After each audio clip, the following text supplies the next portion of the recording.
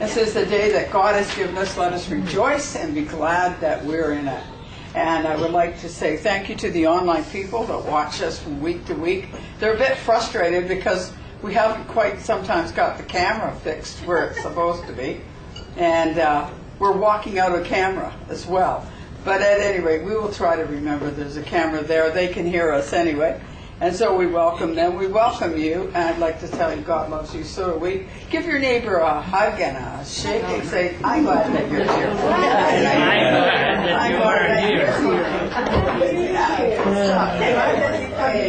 you're here.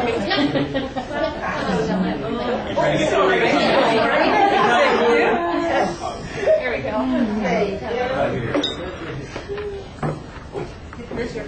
Thank you. You're welcome. All right. Way to go. Okay. That's really great. Would you join me just for the opening prayer, please? Heavenly Father, we're so thankful that we're able to gather together every week and bring the energy from the source that heals the heart, the mind, and the spirit, and allow that to come through us and fill us so that we can go through the rest of the week bringing that healing and that love to each person we meet. Okay. Well, we have a real treat today. And the treat that we have, I don't know if any of you people have ever been down to Astro Connections when Iqbal Shani, I must say Shani, has performed there and has actually worked with a whole group of us down there. Do you remember that a few years ago? We had a whole group of ladies that came in every week, and we just had a great time with you teaching us how to breathe and how to get the chi and get all the energy through. And so he's joined us today, and that's going to be our special treat. And so I'd like to, first of all, maybe have him talk a little bit to you about his journey and about things that maybe were in his heart that brought him into the music that he is now doing. I noticed that you say it's a family thing. It is. Is that right? Definitely. And so the family kind of liked to have the musical side, and were they also as involved spiritually as you are? Well, my granddad, who moved from India at the age of 3, because his parents died. So he had to leave India with his uncle when he was 3 and a bit. So these are the stories that I've heard from my grandmother. And so he left and he went with a ship all the way from India and landed on the islands in Oman. And his uncle was with him. And what happened, what I've heard is that the uncle used to beat him. Not badly, it was just like trying to control him. And so my granddad, like a lot of us in the family, are very free souls. We do not put up with nonsense. And so he moved on, and he, at the age of 9, went over to Kenya. Can you imagine, 9? And then he crossed over from Mombasa, which is the port town, and went all the way to Lake Victoria, which was, no one was there. And he started building himself a house in Lake Victoria. And he'd made a big mistake in his life, was that he'd built stairs to go up and near the lake because he wanted to be near the water. Because the area we're coming from, northwest India, is Gujarat, he was near the water. And the hippos and crocodiles kept coming into the house. So he asked the native people, what can I do? And they taught him to build the steps so the hoofs of the hippos and the crocodiles wouldn't actually, they would slip. So that's why we have these really strange stairs going into the house. But he built it, and every time he had a son, he had 9 children, he would build a new box. And that's how it's a box house. Oh, lovely. So and he was a musician, and his music was, in India we have a keyboard system which is called a harmonium, which with one hand you blow in air, and the other hand you can play on the keyboard. So these are small little instruments, and you can carry them around. And he used to get really frustrated because he'd say his journey in music was very spiritual. he just played in temples. He didn't really want to get, he wasn't a musician who would go out and play to the public. That wasn't where he was at. He was just saying that the journey of music should carry people spiritually into a higher plane. And if I can facilitate that, then my job is done. And he used to practice as a kid. I'd watch him, and it would be totally dark. So not really dark, but sort of darkish. And then he would turn around and he would look at me with this huge light in his eyes and say, "Did you understand?" But he would never speak to me. He would just speak through music. And just wanting me to hear the tones. And what he was actually playing is, my instrument is the guitar, which is open key. And one of the nice stories that were, yeah, that's good. Now he's pointing the right direction. I work in the film industry, so. That's fine. One of the stories was that he didn't like, as he grew older, he didn't want to keep pumping with one hand, with the left hand, and play only with the right hand. So he was looking for a solution, and the war had happened, and the war in Kenya, there was one bomb that fell and it didn't explode. That was the war. We didn't have any war because Rommel didn't come through. Otherwise, we would have been involved. But Kenya was so far away that no one knew what the war was about. Certainly, when I came to Europe, I found out how many people had died and all the suffering. So in Kenya, anyway, one of the things that happened was one of the Polish boats came and they had these old sewing machines where you could actually put your feet, treadle, and he saw one of them, and the machine had broken, so someone had just thrown it out. And my grandfather saw this pedal thing, and he said, that I could use because it had hands. And so what he built he got the hands to actually pump with his feet. Wow. So he had both hands to play. Mm-hmm. And he could then, the journey is once you're playing and you're not thinking about the instrument, then you're opening up to God. Mm-hmm. So that's what he could do. And so that was the journey. And it's so funny, I came to Vancouver and I'm thinking, 6 years ago? And I visit my aunt, and lo and behold, the instrument is there. Oh.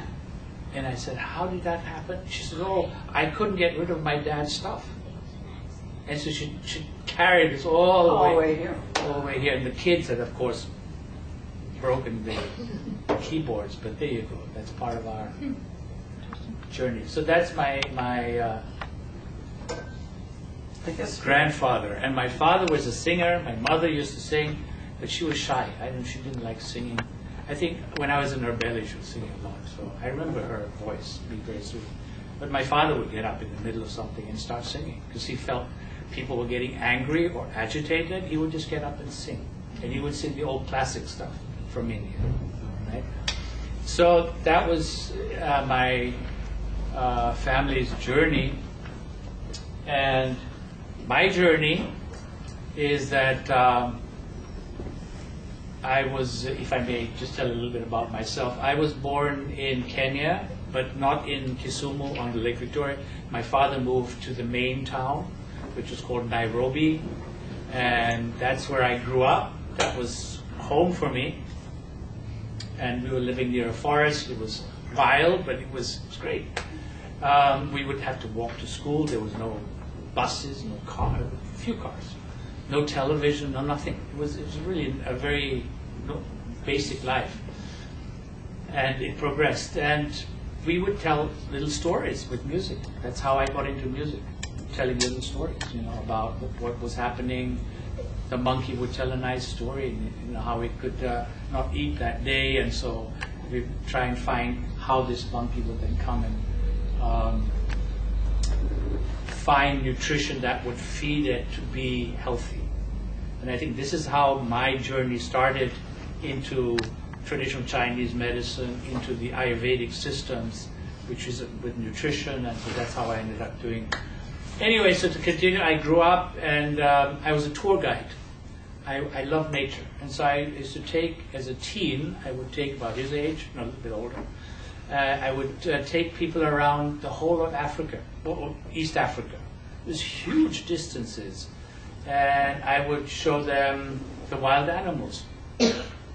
And that was basically my job, was taking them around, and I had a facility of languages. I could speak many languages, so it was easy for me to just talk, communicate, and in different languages.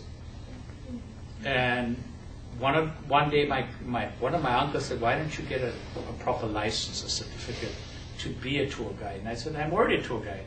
Would I need a piece of paper?" And he said, "No, you have to have this, because then you can go to the airport and into the plane and pick up your tourists." And I said, "You know what? It was really good." Anyway, I said, did that, and it was an all-African United Nations school for all Africa, and it was the experimental school, and I was part of this experiment, not knowing. I just went to the school, thinking I'd get my license or as a permit to be a tour guide. And I ended up, long story short, winning a scholarship to go to Germany.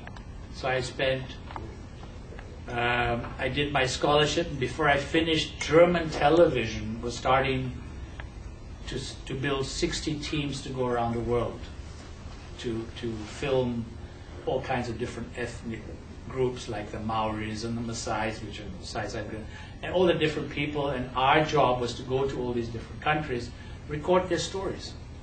I never came to Canada, so that was odd. Anyway, so I traveled the world, and they described me because they heard that I spoke 6 languages and I was a non-German, and everybody used to come to the German team and say, "Oh, you're Nazi, you killed so many Jewish people." And I would just say to them, "I don't know what we're talking about. You know, I'm an Indian, I have no idea of this whole tradition." So they used to put me up in front, when you know, as a shield, because it was the young Germans. They didn't really have anything to do with the whole Nazi time or the NS system, but I got to know that one too.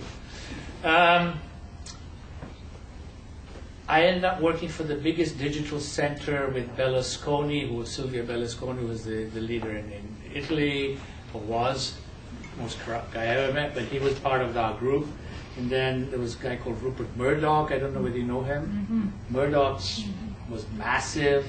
And then Leo Kirch. And so they were building a center, digital center for the world, so that they could, and I was part of that. So I was, you know, what's the word? Not enticed by the money. Because there I had a kid, and so I thought, okay, this would be nice to have money all the time. It was stupid. I should not have done that. Because after, I think it was 4 years, they went bankrupt. 6 billion in minus. 6 billion, not million, billion. But the company where I was with, the other companies are still running today. But the one I was with went down the drain. So I was looking around thinking, oh my God, I have to go back into the original network, but by that time I was too old to fit in. So my mother said, let's go to Canada. And I said, why? She said, oh, I've got family here, which a lot of them came from Uganda in the time of his nutcase, Idi Amin, who started doing his killings, basically. And a lot of them came, ethnic cleansing is probably the right word for it.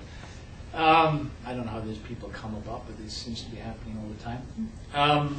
So she said, let's go and visit my family. And she had lots of sisters and brothers here. She has 5 brothers, 5 sisters. And they all moved here. And so I said, okay, that's a good idea. Anyway, I hadn't traveled with my mother for a while, so that was great, you know, and we thought, let's go. And we went up I went to Toronto to meet her brothers and sisters, and then I went to Calgary. And I just didn't feel comfortable. Then I came to British Columbia and I met with my mother. I said, this is nice. British Columbia, it's got a nice atmosphere and the mountains and the water. And I fell in love with that whole thing. And I kept, being guided to an island which is called Salt Spring.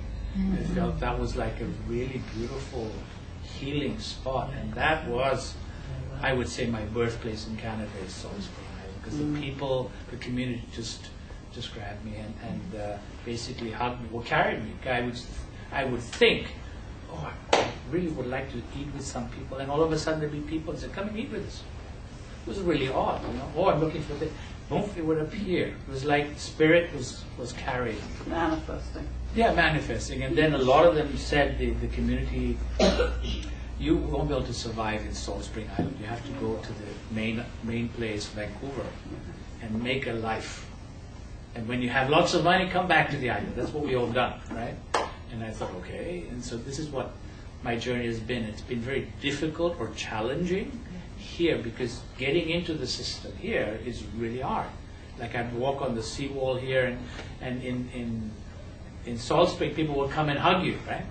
Here, they turn away. They don't even look at you. They turn away. And I thought, what's happening here? So that was a completely contrary development. And the film industry is really hard to get into, and I thought, okay, I have to become wiser, create something. So my journey now is to create a health program which is called healingtv.ca. This is what I'm building, with Qigong, with music, everything to do with healing. So that's what I'll be. That's my journey, and God willing, I'll have luck with that. And that's my story. And Qigong basically is balancing, isn't it? Well, Qigong I learned because I was carrying so much equipment. In those days, the equipment was really heavy, so I had a lot of lower back problems. And I met I did yoga, and being Indian, I did yoga, and then from yoga I met some Chinese doctors who introduced me to Qigong. And Qi is energy, and Gong is discipline or movements. So if you can combine the energy with the movement, then you're getting the full benefit. There's 90 million people doing it today. Except here, it's not known. They know yoga, they know Pilates, they know all this, but they don't know Qigong, which is really odd. Because Qigong is a very powerful system of getting energized. Is the active Qigong, like Tai Chi or movements, which is what I was teaching. And the other one is passive Qigong, which is more the meditative. And what I've learned, I go and play in BC Hospital, and I play to children there who are not well. And there I noticed that as I was talking about Qigong, they didn't understand. It was like I was talking a different language. But as soon as I pulled out my guitar, it worked. So that was the meditative journey. So it's now what I'm using is the music to get people into a quieter state. So there's an active state, which is where you're actually, and it's internal active. It's just not like you're having to jump around. You can be sitting and still be active. Our hearts are still pumping. And so one of the images in Qigong, which is very beautiful for my monks who taught me and when I certified in this, was that it's like a flower. A flower is relaxed, but if it lets go, it will fall over. So it's still strong. It's standing up so it can nourish itself from the sun. Get the energy from the sun, which is what we're getting right now. So, but it can still flow with the wind, right? So that's Qigong. And basically, you don't have to be of any specific religion to practice Qigong. Well, no, it has nothing to do with religion. It's more of spirituality. It's more of a yoga is like, they put it into the India realms of India, but the monks who actually developed Qigong and yoga, they did this all together. Except the monks from India went into developing more of the yoga style, the asanas, whereas the Chinese monks or the Asian monks developed Kung Fu, which was again very similar, but it was more about stance and posture and strength. And in yoga, you have to twist and turn. So it's really good for the spine, whereas in Qigong, it's standing and it's stretching the bodies, right? So there's the meridians, 6 yin meridians, 6 yang meridians, and in these meridians that are in your body, if you can activate them with movement and breath, then you have strength, core strength, power, or energy. So would you like to give us some of your music? Sure, I would love to play.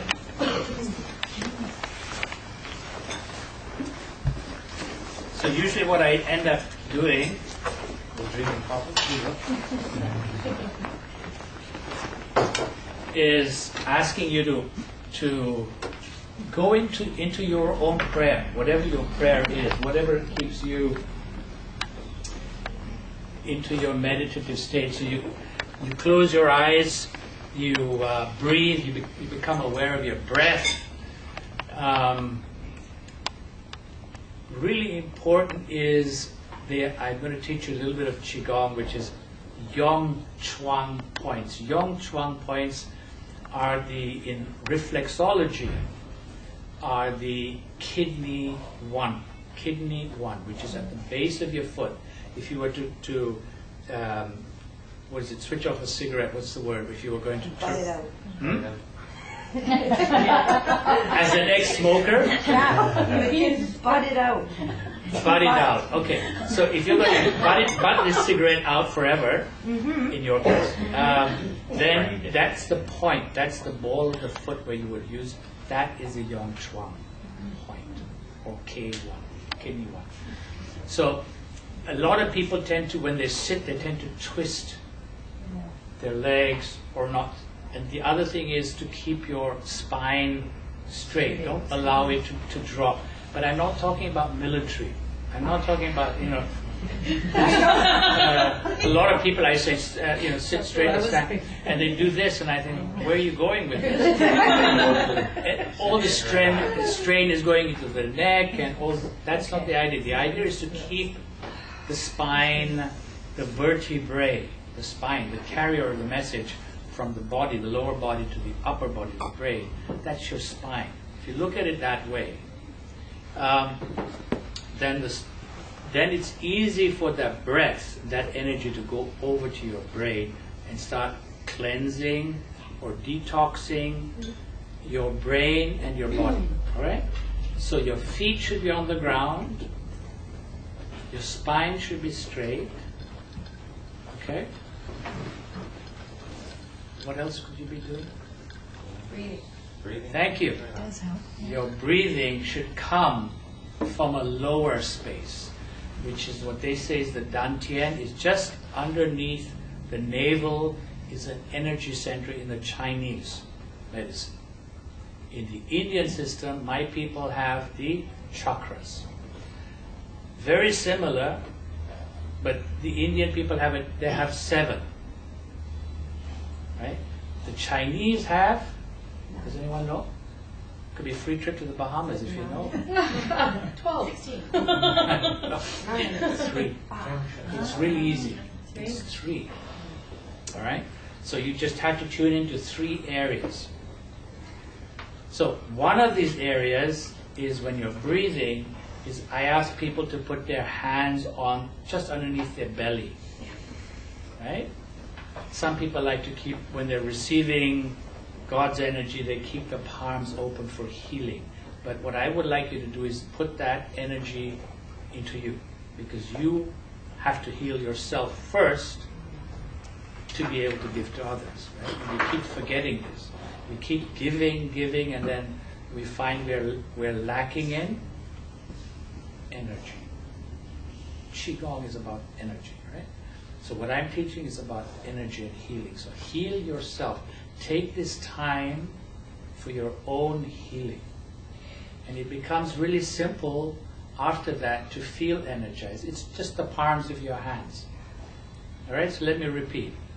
Your feet should be on the ground, especially that point, Yong Chuang point, kidney 1, the balls of your feet. But they should be on the ground, because Mother Earth has a huge amount of energy. It's free. It's free. Right? Then you've got the spine, which is your transport system, let's call it. Okay? That is making you feel better. So all your organs, because I teach medical Qigong, so your organs are full of blood. So if you're going to fill the organs and your body with blood, what should it contain? Oxygen. Oxygen. Red corpuscles carry the oxygen. So what would happen? It starts healing. All right? The body starts healing itself. And we can do this. It's in our DNA. And the last thing is, what could that be? Hands. Your hands. Hands? No. Breathing. Breathing we've done. It's dopamine. Do you know that dopamine? Oh, yes. Right. So how would you get dopamine really quickly? I mean, without doping yourself. I mean, how would you get dopamine? It's really simple. You laugh when I tell you. It's laughter, isn't it? It is laughter. Put a smile on your face. It's as simple as that. Someone said put a pen in your mouth and they turn. Your brain doesn't know. Your brain thinks, oh, there's something happening here. All the muscles are, oh, I must start sending dopamine. What does dopamine do? It's a feel-good drug. It's free. It's your own. Why don't you? Yeah. Why don't you laugh? Why don't you smile? Smile at your kids. Smile at anybody. You know, like my grandmom used to come and say, "You see that woman? I'm just going to bless her." And I said, "Why?" She says, "Well, it makes me smile." I didn't understand what she was doing. But what she was doing was she was also helping herself, but she was blessing others, giving and receiving. All right. So what I'd like you to do is close your eyes. And again, I'm going to repeat this. This is going to follow you through your whole life, I hope. Your feet should be on the ground. You should be feeling that point in the middle of your foot. Your spine should be relatively straight. And your breathing should be, you should feel your belly rising and falling very gently. And a little smile, just a little smile. The sun is shining.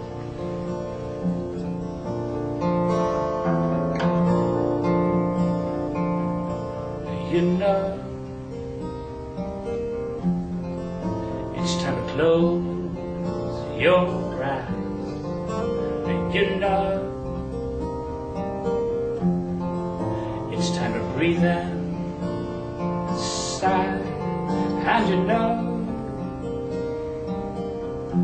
it's time to just let go and be.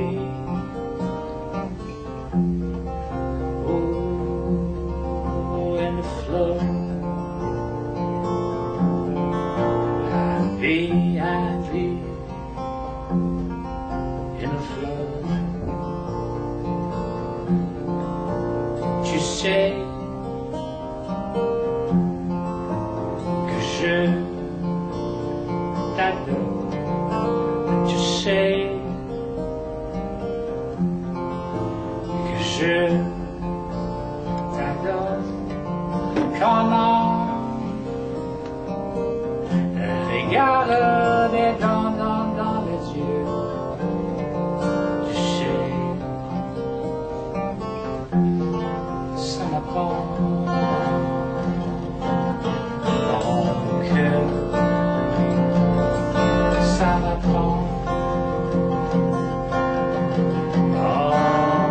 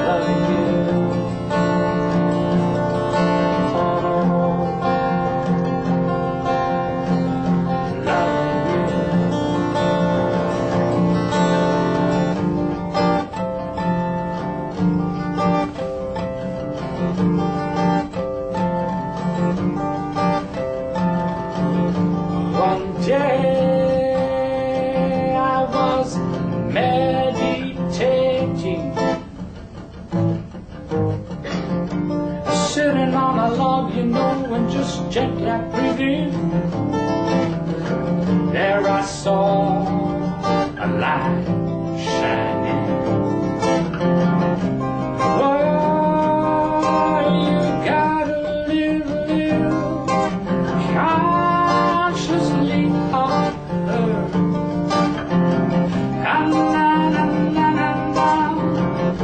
you free, yeah. 'Cause if you know, you know, you won't be the master of ceremony, yeah. The master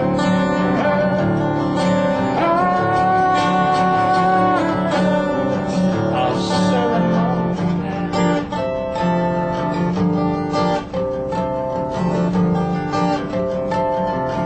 I got up and I moved to this light. I saw an angel facing deep inside, and then I just got mesmerized. Oh, you gotta live consciously, she said.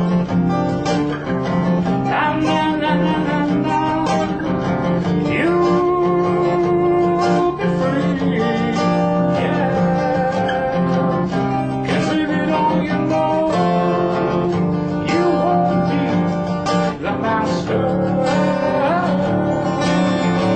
of love story, as a master of love story, yeah.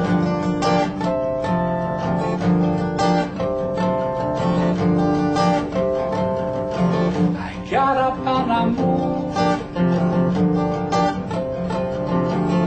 I agree, most humbly I replied, that some of us have lost touch with our divine energy, but we're catching up, you know, rapidly.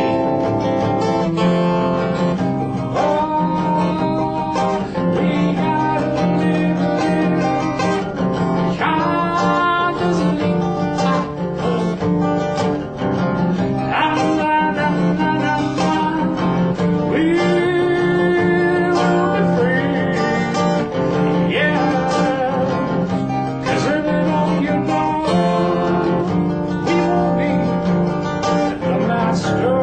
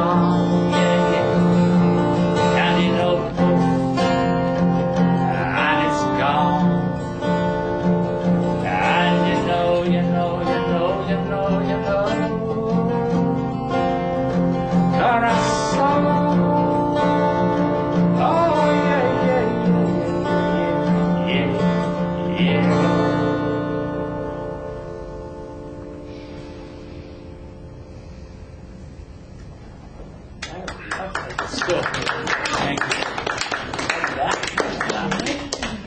This is a song I wrote, which I call The Three Doshas of Love. How many languages did you combine in it? Oh, we're just starting. Languages. I heard about 4 different ones. And there's the spiritual language. I call it now the language of spirit. Always. So, shall I continue? Well, we'll continue on with the rest of the service, and then maybe you can do a closing song for us. I would love to. We'd love to. Thank you so much. Good to This is really wonderful. So we got our meditation in. We don't have to try to figure out how to do it on the machine now. So that was really lovely. So thank you. That was a great experience. One thing I'd like to tell you, if you like to know more about the music, or if you really enjoyed it and you want a CD, I asked Iqbal to bring some of the CDs, and you can meet him at the table afterwards and talk to him about the kind of work he does or whatever, as a thank you for being here. He's allowed to do that. Okay, so I'd like to thank you for that. So now we're going to kind of go into the care and share. So anybody here had some really wow experience this week that we know that Ramona's getting healing at fast rate on her hand there. Absolutely. Absolutely. Anybody else have something that they like to share? If not, then I will share something. Many of you know that last year they had slated me for surgery because they could not get the AFib, part of my heart, under control. And when AFib is only occasionally, you're having it once in a while, it's not so bad. But when you have like 4 days of your heart rate being up at 160, 140 to 160, and then maybe 4 hours you don't, and it's eventually gets to the point where they decide that maybe they have to do something. So the long story short ended up that they didn't tell me that there was 2 surgeries involved with it, not just one, and the circumstances at which you know at home are that I am needed to take care of my husband in the state that he's in. So I said, I'm going to choose, it hasn't killed me, as long as they keep me on the warfarin, that probably won't stroke. So not any more chance than an average bear. So I will just choose to go along with the way it's gone. I've had it for many years and I've been fine. So I was in the grocery store the other day, and as I was shopping, something said to me, I'm really not a person that takes vitamins. I never have been, because I have a liver that acts up to anything going in. It has to metabolize in the liver. So I've kind of stayed away from those. Something said to me, you need to look to the diet. You need some extra help with the minerals in your body and the vitamins in your body. But you also know within yourself that soy is a food that is not good for you. Have any of you looked at your products on the shelf? Even Crisco has soy in it. So, and to find stuff without soy meant that I needed to do something. So I thought, okay, this is the spiritual message that I'm getting. So I looked on the shelf, found something that didn't have as much iron in it, because that's one of my ones that I have to be careful with. But I would go on a 1-a-day vitamin to see how it works, and I would look at my diet and see if maybe I can eliminate soy. It's in bread, it's in everything that you have. Chicken breasts at the store, they don't tell you that, but they're pumped up with soy. The health inspector told me that. So I thought, okay, then I'm going to have to purge that out of my system. So I did that, and after the 4th day, not only did I talk to somebody yesterday and tell them that I felt better yesterday than I have felt for years.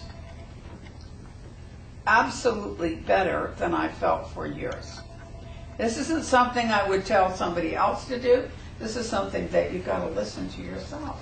Listen to the God self, the inside that says, you know, you're doing something. What we just had a lady say she chose not to smoke. That doesn't mean that the smoking, she's choosing not to smoke, and that means she's decided within herself that smoking isn't a good thing for her. Not something going around the bang tambourine tell everybody else when they have a cigarette, oh my God, you're putting a nail in your coffin. That does more harm than a cigarette. But what I'm saying here is that you have to listen to your own self, and your body will tell you what's going on, but sometimes you say, I don't care. I want. The subconscious part of itself says, I want that cigarette. Subconscious part of myself says, I don't care. I'm going to eat that bread. I don't care it's got soy in it, because I love my bread. And I didn't bake my own today, so I'm going to have the bread. Shouldn't be eating it, but I'm going to have it. So you have to listen to what your body is telling you, and also what your mind is connecting with that body. It's telling you, your spirit self is linking, and it's telling you, it's time to do something. And you know what? You could tell me all day, Barb, you need to look at your diet, and I wouldn't do it, right? It's got to be me. So 4 days into this, I felt better, had enough energy to help with the spring cleaning at the house, and have felt better in that period of time. Now I thought, well, this could be psychological, and there is nothing I tell you that controls AFib. It's automatic response. It goes in when it goes out when it wants to. It's not a mind thing. It has to do with the electrical amount of electricity you're taking into the upper part of the heart, going down the lower part of the heart. So it has nothing to do with my mind power. So mind over matter could maybe be, I feel better because I'm taking vitamins, right? However, where I was getting AFib for 24 hours at a time, every other day. So if I went into AFib this morning about 8 o'clock, I could expect that tomorrow between 8 and 10, I would be back at normal rhythm. And then the next day, somewhere between maybe 10 and 12, I would be out again for 24 hours or so. I have had over 48 hours that my AFib has been under control.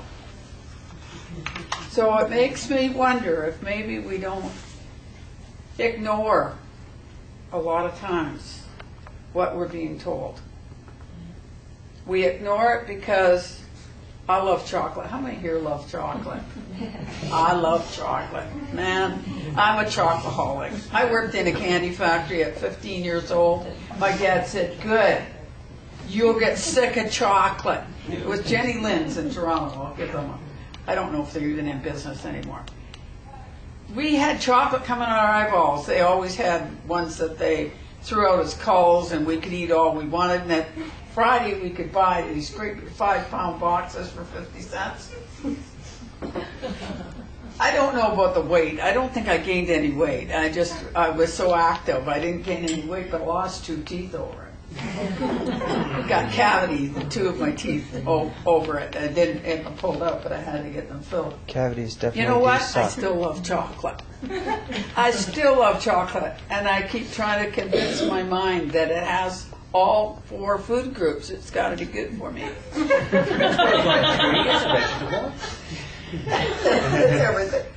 So you can understand that if I decide I'm not going to eat any chocolate, my subconscious mind says, I want a chocolate. I want a chocolate. And my conscious mind is saying, listen, you're not getting a chocolate. You're a bad kid. Shut up. I want chocolate. I want chocolate. And so the subconscious mind is doing that. So the spiritual self is saying, listen, that isn't good for you, but I'm having a tantrum down on the subconscious that has a craving for chocolate. And so that the same thing would happen when I was not smoking. And I'll give you a little hint. When I was not smoking, I chose not to smoke. I smoked for many years, and I chose not to smoke. Every time I would get an urge to smoke, somebody would light up, and I'd smell it. Now if I smell it, I don't like the smell, but I'd smell it, and I'd think I remember Carol Burnett, and she was in a skit where they had quit smoking, and she had quit smoking, but her husband hadn't. and he brought somebody else home, and they were sitting on Chesterfield smoking cigarettes. She's behind them going, breathing in the smoke. You know, I'd go around sniff people's breath for chocolate, maybe. So, you know, I don't know. I have to check. I bet your chocolate's got soy in it. Depends. I bet your chocolate's got soy in it. At least the chocolate bars, some of them have Soy soy in them. Yeah.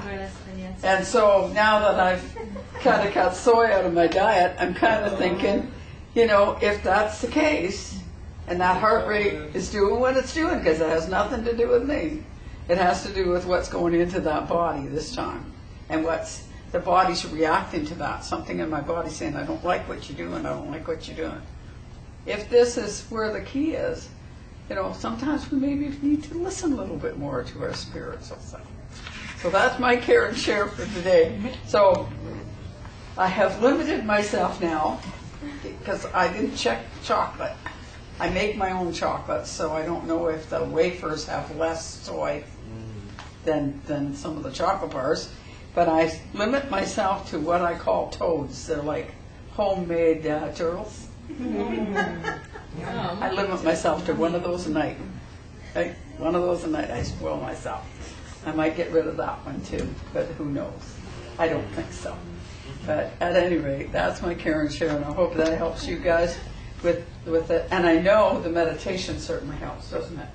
When you do meditation, it quietens your body down and gets you a chance to listen to what the spiritual self is saying. So thank you. That was wonderful. Now, as far as the announcements go, we've basically been mostly just doing the church service now. We will be, probably by the beginning of March, start doing some classes. And so just keep a watch on that. I haven't really got caught up yet since we've moved, and so the schedules and stuff online are a little bit slack. I haven't got the calendars and stuff like that out for you. But there's not a lot to worry about, so as long as you get here Sunday, you know, I'm going to be a happy camper if you're here Sunday. And so I'd like you to see that. And we are going to, as I say, have some classes. I would like to try to have some social, big social thing that we can have for everybody to join in on in the near future, and we'll talk to my mitts about that. And so Ramona and I will do that. And we have any birthdays or any celebrations here of anniversaries? No?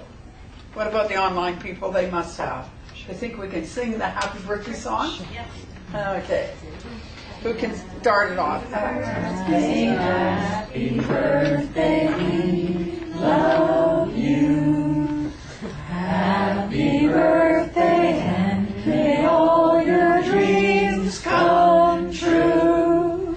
When you blow out the candles, one light stays aglow. It's the love light in your eyes wherever you go. Happy birthday. Happy birthday. And anniversaries as well. And talk about anniversaries. My 60th anniversary of when I got married is coming in April. Wow. And my son informed me that if they had contact the right people, that I get a letter from the Queen and from the government. Yes. Yay. There you go. Oh, isn't That nice. And I told Ozzy it was diamonds, and he said, ain't happening. I said, what do you mean ain't happening? And he said, you don't give me a large enough allowance. I tried to encourage him to get paper route, but he didn't do it, so I guess. He's still in there somewhere. You know, it's a few months yet. Maybe he can go on the corner with a tin can or something. Diamonds for my wife. I need to buy diamonds for my wife. He needs a badge of merit is what he actually needs. Cool. So there you go. So I would like to tell you we'd wait upon your offering if you would kindly help us support the chapel. And we can sing our offering song maybe. Barbara. So harvest you give to me, in your garden I give back to thee. Spirit, money, and energy, charity. If I give unconditionally, doing all you ask of me, I receive of what I sow. 100 times it will grow. Heavenly Father, we do ask that people are blessed from these free offerings that are given, that 100 times the blessings of what they give will be returned unto them. We ask that you guide us so that we may use this for the highest and the best interest of the chapel and the community at large. Amen. Amen. There we go. So Ramona said, well, Ramona volunteered when I kind of did that. I'm not sure it's a volunteer as I told us. Yeah. I said, you are going to do mediumship with me today. And she said, yeah, I think so. So I'll give her some encouragement. Okay. Yes. Okay. Let's Righty. see where I want to go. I've got a few different things happening here, so let's see. I always get pulled to you. I absolutely always get pulled. Is it May I come to you? stopped? Yes. Okay, wonderful. Okay. You have some new things that you're working on now, and you're going to continue to work on them for the next 3 months. They're really good, strong, powerful things. It is as if there's a major shift going on in your life where you're letting go of some things that are no longer of value, and you're moving into the more important spiritual and sort of connecting with yourself. I also see lots of trees, and I'm not sure if it's a river or if it's water flowing, but it feels like it's not far from home. And it feels like I want to walk this. I want to get connected to earth. I want to get my grounding. It very much feels like this. And once you really connect with your inner self and the trees and the water here, it feels like everything slowly opens up for you, and it's magnificent feeling. I like to call it white light energy because that's that really positive, flowing, great energy. It's that spiritual energy that comes in and guides us and moves us forward. So it's a good, strong 3 months of it coming up for you. You're right at the tail end of something, and you're going to move into this really powerful time coming up for yourself. So it is all new things. And I'm seeing something to do with feathers, so I'm not sure if you end up doing something in regards to making something with feathers, because it feels kind of crafty, or if you're into receiving it. But it looks like feathers, and it almost feels like it's hanging on a window of some kind. So it's like I can see it through a window.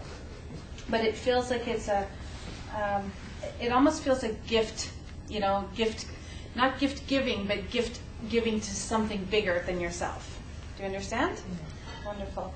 And I have Grandma stepping forward, and she's referring to you just got a new piece of jewelry, but she likes the jewelry. Oh. Okay? Yes. Because she's referring, it just feels like it's a newer piece, so because she's acknowledging liking that piece of jewelry. Okay? Okay. I'll leave that with you. Thank you. Good. Thank you. I'd like to come to you and with you. Hi. Hi. Yeah. I'm just feeling a really strong energy coming around you now, where you're just coming into your own right. You understand what I mean? You've just started to take a little bit more control on your own life. And I don't mean that you're saying, oh, to heck with everybody. That isn't the kind of attitude that you're taking. What you're taking is the type of attitude is that I have to look at the fact that there is a dream that was given to me through the spiritual world, and that dream is going to start manifesting, and that is something that God gave you, and you're the only one that can actually accomplish this. You're not basically going to say hold a resentment, but you are going to hold a remembrance of some things that have been done to you, and you're going to know that those people, as you've come along, those people who have not treated you as kindly as they should have, basically didn't know any better. Okay, maybe they should have been, they maybe should have known better, and they could have known better, but they